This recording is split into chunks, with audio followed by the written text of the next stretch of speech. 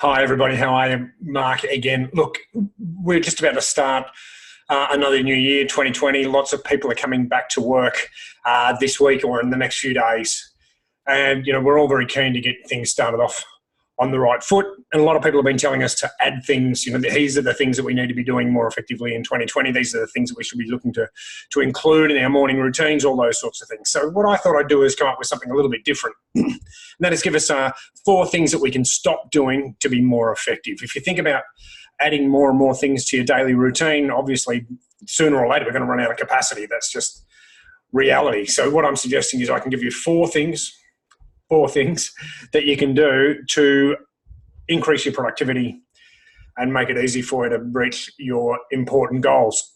So the number one thing, and you'll hear a lot of people say this, is we need to stop being distracted. And that is, the first place to start with that is really understand what these distractions are costing you in a time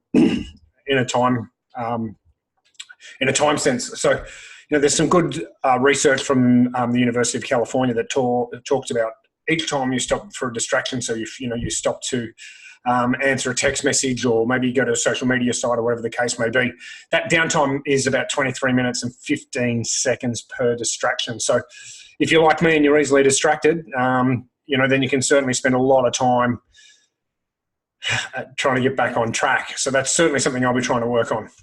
The second one, which is a little bit closer or a bit similar, is multitasking. So for those of us who thought that multitasking was something we could do, and that we were somehow the exception to that rule, that multitasking doesn't actually work, bad news is multitasking actually slows you down. That's not the way our brains work most effectively.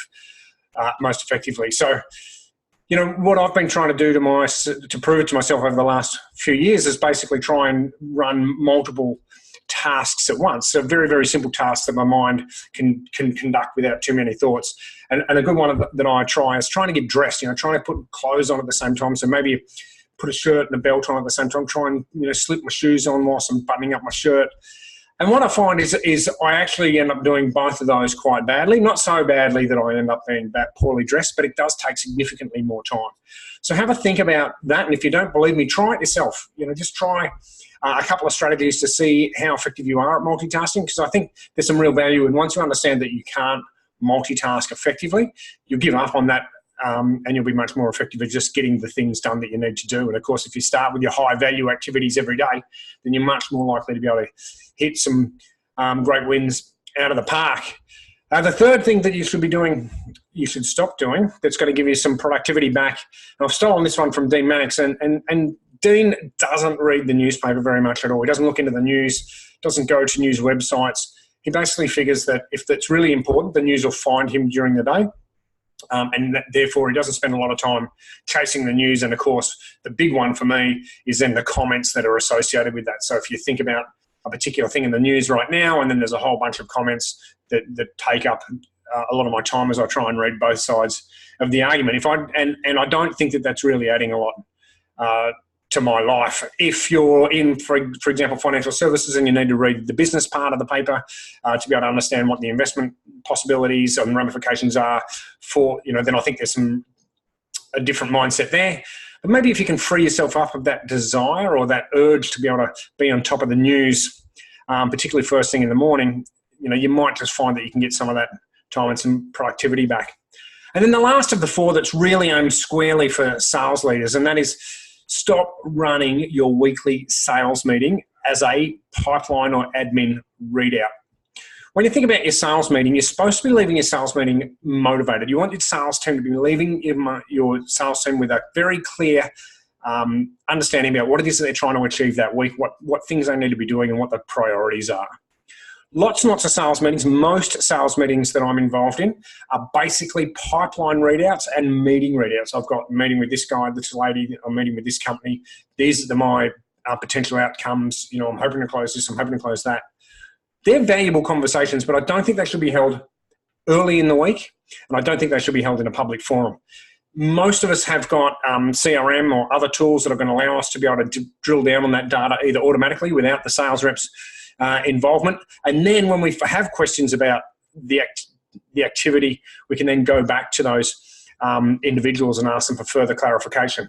If you'd like to have one-on-ones, then have one-on-ones, because they're going to be much more effective. I have never seen a sales meeting where somebody turns up with very low levels of activity last week and very low activity scheduled this week, leaving that meeting feeling like they're going to be more successful during the week. And as a sales leader, I think that's what we need to be doing. We really need to be setting up our sales team for success. And I think in those meetings, instead of having pipeline readouts and making people feel demotivated, we should be providing them with some skills and activity for them to be able to impact directly, which directly impacts whatever it is that we're asking them to complete that week. So for example, if we're asking them to go and get some referrals, let's do some referral strategies. Talk about the most effective way to be able to get referrals. Think about the most effective way we've been able to get referrals before. How can we leverage those, and how are we going to do it this week? I think that's a valuable conversation. I don't think the pipeline conversation is very effective. And the research that we've done says that nearly 60% of your salespeople are going to leave those pipeline readout meetings less motivated than what they went into. So the 4 things that I think you should stop doing in reverse order: stop doing sales meetings that aren't helping your salespeople be better. Stop listening to the news. Stop multitasking. And stop distraction. At least add up the levels of distraction that you're having.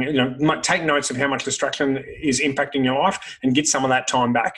All right, here's to a cracking 2020. You're going to see a lot more of these little pieces of content from me as we wrap through the year. So feel free to watch as much of the content as you can. And I've got some more links coming up here and some subscribe over here. And I look forward to seeing you on YouTube and wherever else. I'm Mark. Catch you soon.